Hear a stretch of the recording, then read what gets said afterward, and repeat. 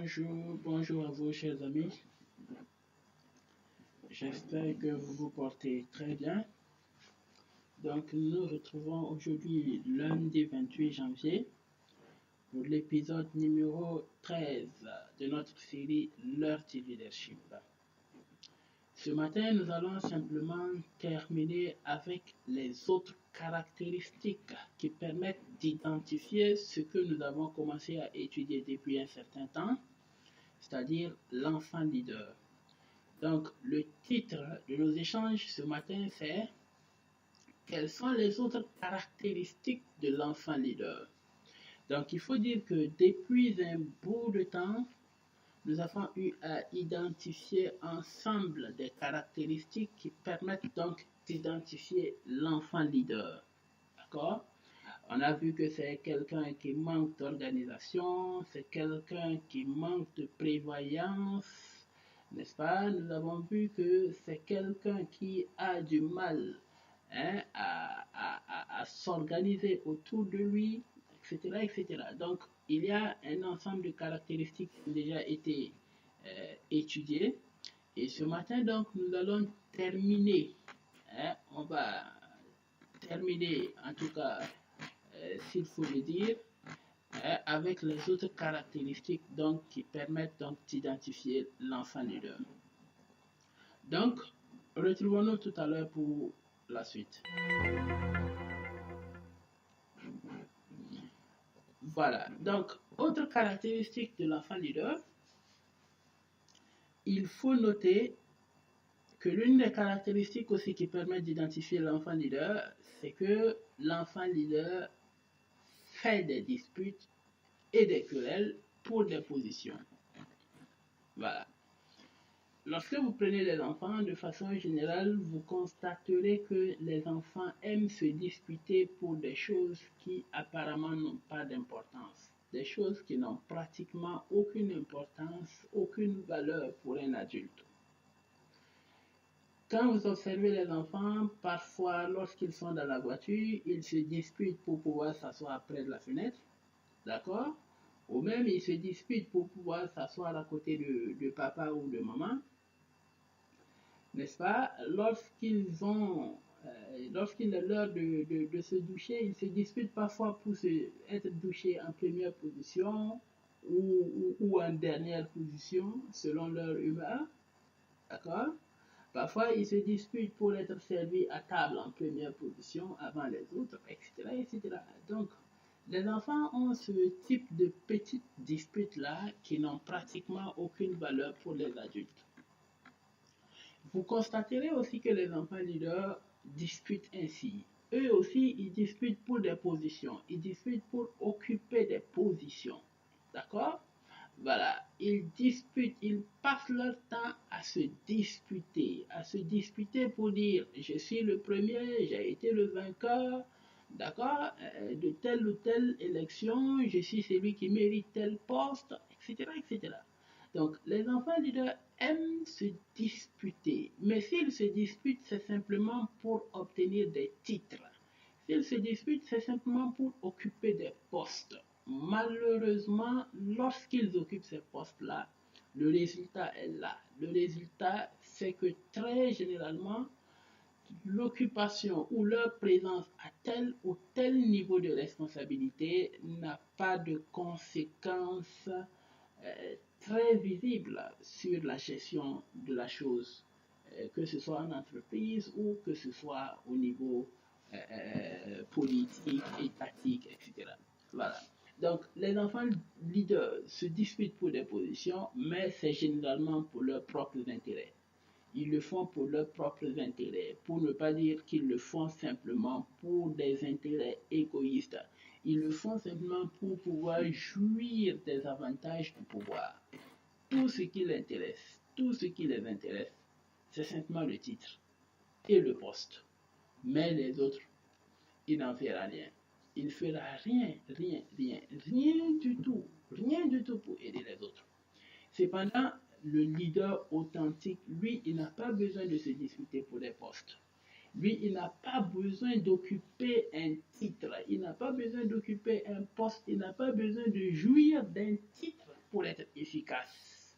Il n'a pas besoin d'occuper un poste, il n'a pas besoin de jouir d'un titre pour impacter réellement son environnement.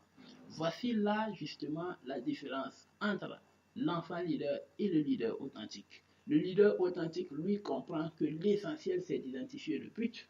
Et lorsque le but est identifié, on mobilise l'ensemble des moyens nécessaires pour atteindre ce but-là.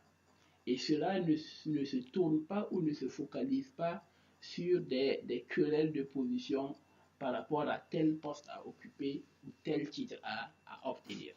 Donc voici également une caractéristique de l'enfant leader que nous voyons ce matin. La deuxième caractéristique que nous identifions ce matin, c'est qu'il y a un problème sérieux au niveau de l'enfant leader. D'accord? Vous constaterez que là où le leader règne, là où l'enfant leader règne, là où l'enfant leader commande, là où l'enfant leader dirige, vous constaterez une certaine incapacité pour lui à trouver des solutions pratiques aux problèmes de son milieu, aux problèmes que les autres vivent, d'accord? Ou même aux problèmes que lui-même vit. Donc, l'enfant leader est incapable de trouver des solutions pratiques à des problèmes que lui-même il vit.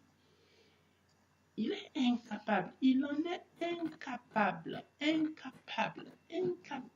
parce que simplement l'enfant leader a le réflexe de toujours se comporter comme vraiment un enfant. Je vous l'ai dit, j'ai souligné cela depuis le début, c'est que des adultes, par moment ou par habitude, peuvent toujours continuer à se comporter comme un enfant. L'enfant leader continue toujours à se comporter comme un enfant. Vous savez, un enfant, lorsqu'il rencontre un problème autour de lui, avec ses amis, en groupe, il a systématiquement tendance, l'habitude de faire recours à ses parents. Voilà. Quand on le frappe dehors, il vient dedans, il dit, bon, je vais le dire à mon papa, d'accord? Quand on le menace dehors, il dit, bon, je vais le dire à mon papa, et mon papa te battra, d'accord? Ça signifie quoi? Ça signifie que tous les problèmes qu'il rencontre au dehors, il a toujours tendance à faire systématiquement référence à son papa comme étant la solution. Et l'enfant leader est également, il agit également de la même manière.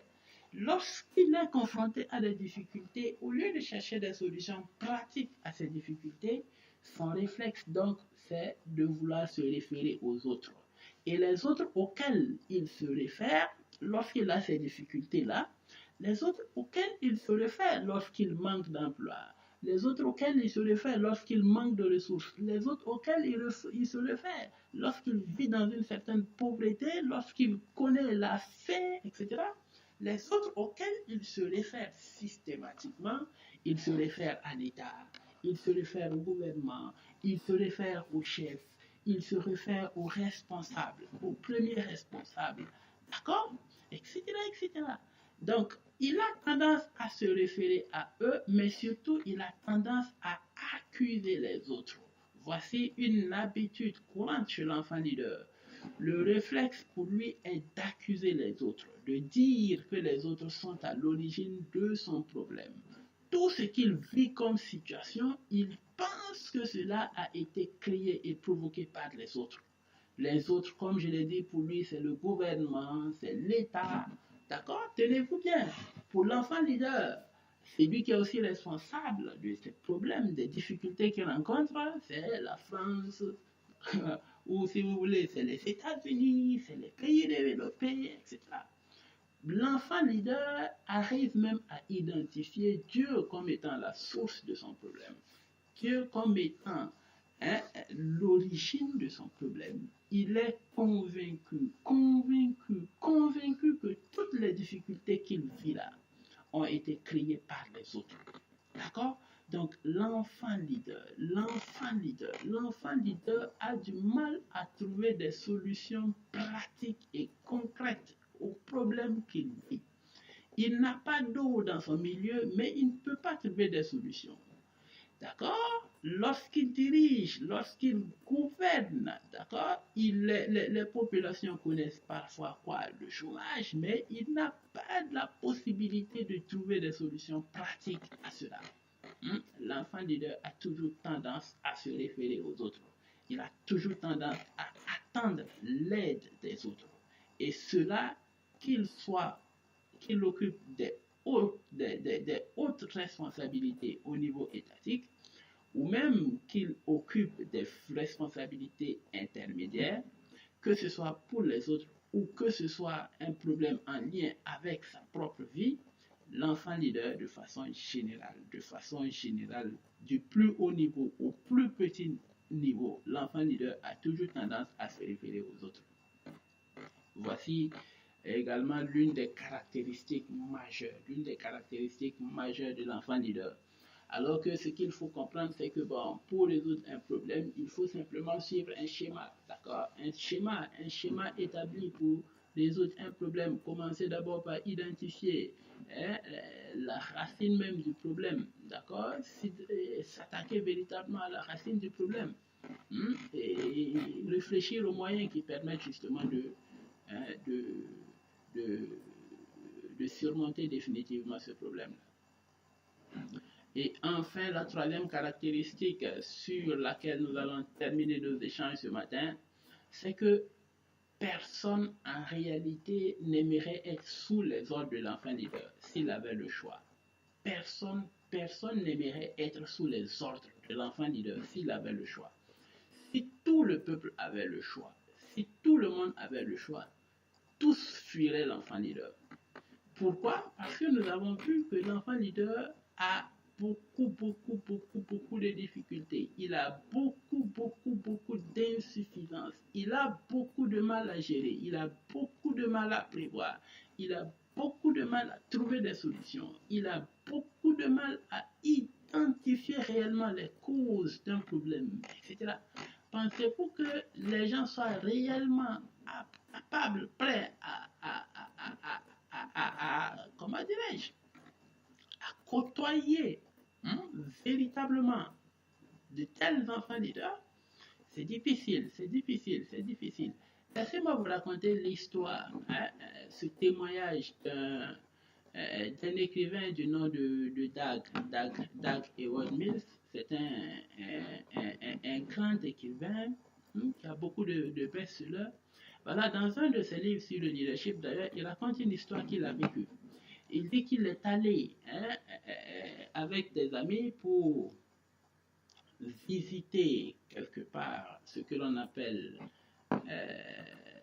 comment dirais-je, les installations de la traite nucléaire. Voilà, donc ainsi quand il est arrivé, pendant la visite, il a eu à poser un certain nombre de questions au guide touristique. Et la question principale qu'il lui a posée, il a demandé au guide touristique, tout juste étant à la porte de ce que l'on appelle, étant devant la porte, la petite porte que l'on appelle la porte de non-retour des esclaves africains justement, il demande est-ce que si les bateaux qui transportaient les esclaves africains devaient revenir pour chercher des Africains et les amener en Amérique, non pas comme des touristes, mais comme des esclaves, est-ce que le bateau aurait eu encore à transporter une seule personne? Et le guide touristique de répondre de façon franche, honnête et claire en disant que si ce bateau-là devait revenir, si le bateau de la traite négrière devait revenir au Sénégal pour transporter des Africains comme des esclaves en Amérique, ce bateau serait tellement plein qu'il coulerait. Le bateau serait tellement plein qu'il coulerait. Voilà. Ça signifie quoi? Ça signifie simplement que nous avons tous vu et connu quels étaient les inconvénients de l'esclavage. Mais aujourd'hui encore, si les gens qui sont sous l'autorité des enfants leaders avaient la possibilité de fuir et de repartir sur d'autres continents comme étant esclaves, la vérité, vous pouvez toujours continuer à réfléchir. Ne pensez surtout pas qu'il y aurait personne pour y aller, qu'il y aurait personne pour le faire. Voyez ce qui se passe. Aujourd'hui, tout le monde est en train de fuir à cause du mauvais leadership de l'enfant leader. Merci à vous, chers amis. On se retrouve.